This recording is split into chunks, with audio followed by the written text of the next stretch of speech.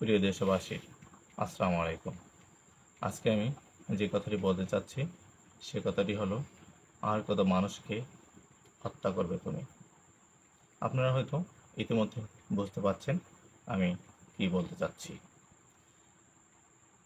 প্রিয় ছাত্র ভাইয়েরা, আপনারা যে কোটা আন্দোলন করেছেন, এই কোটা আন্দোলনের মধ্য দিয়ে 2024 সনের জুলাই মাসে যে নরকীয় হত্যাকাণ্ডগুলো হয়ে গেল, এটাই জাতির জন্য লজ্জাজনক।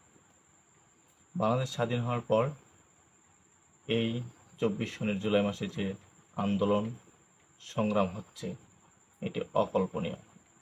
এবং সরকারি বাহিনী দ্বারা যে সকল ছাত্র ভাইয়েরা শহীদ হয়েছেন, তাদের আত্মার মাগফিরাত কামনা করছি। এবং রংপুরে শহীদ আবু সাইদ ভাইয়ের মৃত্যুবরণ করেছেন পুলিশের গুলিতে। সেই আন্দোলন এখনো চলমান আছে। বর্তমান দেশে সরকার কারফিউ জারি করে নির্বিচারে ছাত্র ভাইদের উপর এবং সাধারণ মানুষের উপর গুলিবর্ষণ করছে।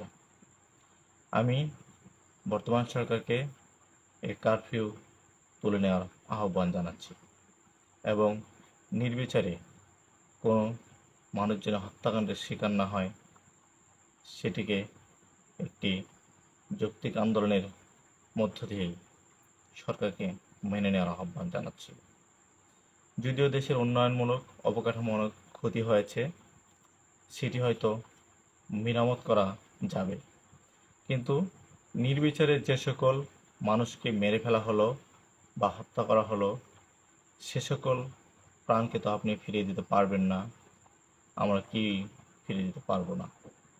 তাই আমি বলবো সরকারকে, কোনো প্রকার কোনো সাধারণ মানুষের উপর বা আন্দোলনকারী শিক্ষার্থী, ছাত্র এবং ছাত্রীদের উপর কোনো প্রকার গুলিবর্ষণ করবেন না।